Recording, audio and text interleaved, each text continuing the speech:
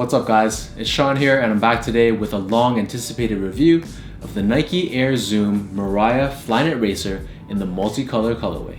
These dropped on July 6th for a US retail price of $150 and a Canadian retail price of $200. So the official colorway for this shoe is multicolor, volt, chlorine blue, and black. Before I go into detail about this shoe, I just wanted to give you guys some quick facts about the Air Mariah, which is the source shoe that this shoe was inspired by.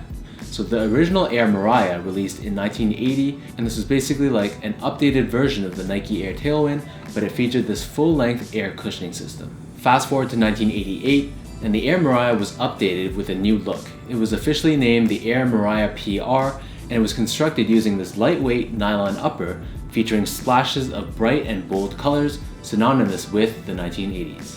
So here we are in 2017, and this sneaker takes inspiration from the Air Mariah PR, takes certain design cues from that shoe, but updates it to make it an appropriate lifestyle sneaker for today's market. This is the first Mariah Racer to feature this multicolor Flyknit upper. If you take a close look at this Flyknit, you can tell that it's a true genuine multicolor weave. It features such colors like the chlorine blue, the volt, there's some hits of pink, as well as some hits of black. Integrated within the Flyknit, there is this black Nike swoosh on the midfoot found on both the lateral side as well as the medial side. This shoe, which is similar to the Flyknit Racer, also has these flywire cables running up the side of the midfoot. In this colorway, the flywire cables are done in black and the laces actually loop through them. And speaking about the laces, they are done in a thin rope style done also in black. Underneath the laces is the tongue, and the tongue on these Mariah Racers are very flexible and very stretchy. They are done in a combination of black and gray, and they're done in a vertical stripe pattern. On the very top of the tongue, there is this Nike branding done in a combination of black and gray. The material that's found on the tongue is also found wrapping around the ankle collar as well.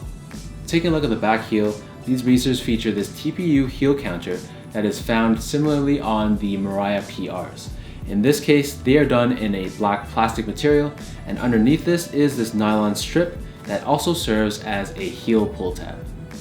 The insole on these can be removed and are done in this chlorine blue colorway featuring this Nike Air branding on the heel done in black. The midsole on these Mariah Racers is done in two tones, so on the forefoot this is done in black, and then the majority of the midfoot and the back heel is done in white.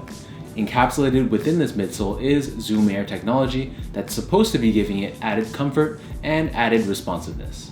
Flipping the shoe to the bottom, we have this outsole that features black rubber along the forefoot, featuring these triangular traction patterns, and this black rubber loops around the middle and the back heel, and it exposes this foam cushioning system in the middle with this Air branding done in black and white. Despite this shoe being named the Mariah Racer, this shoe undoubtedly gets comparisons to the Flyknit Racer. So I have in my hand the Multicolor V1 and the Multicolor Mariah Racers. Holding them side by side, you can see that the shape between the two is very comparable. Of course, the Flyknit Racers do feature a tongue that is separated from the rest of the shoe, whereas the Mariah Racers are done in a booty-like construction, meaning this whole upper is done in one piece. In addition, the tongue and the back heel on the Mariah Racers are higher cut than the Flyknit Racers.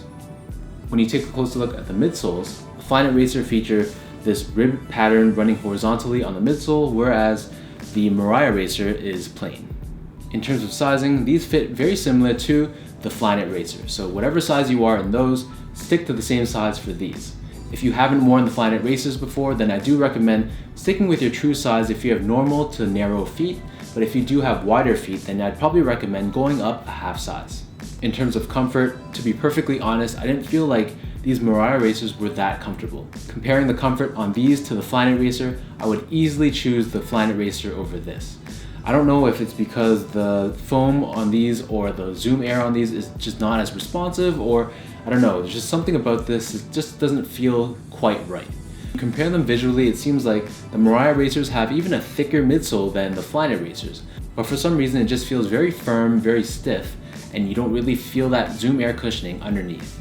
In addition, I had some problems with the back heel, so despite having this TPU heel counter, I didn't really feel like it was cradling my feet well enough, and honestly when I was walking there was a little bit of heel slippage, despite the fact that my toe was not that far away from the edge of the shoe.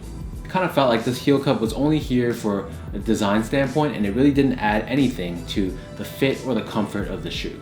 Despite all that said though, this is a very lightweight shoe. The Flyknit on this does make this very breathable, and the more I look at it, the more I do actually like this one-piece upper where the tongue is connected to the rest of the shoe.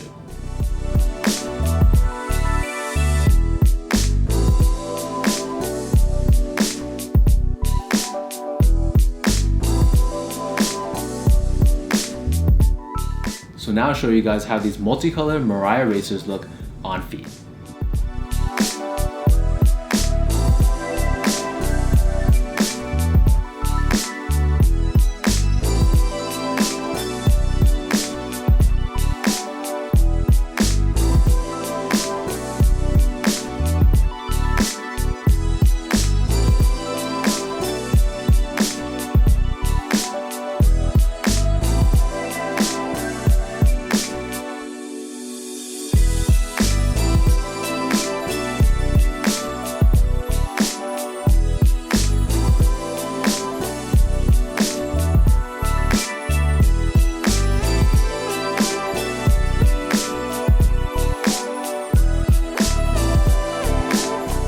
That wraps up my review of the Nike Air Zoom Mariah Flyknit Racer in the multicolor colorway.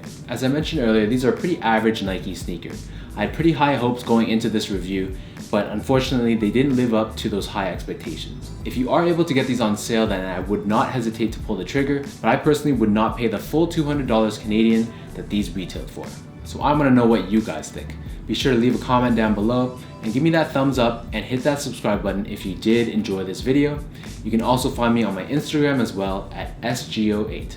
So until next time, thank you guys so much for tuning in, and I'll see you in my next review.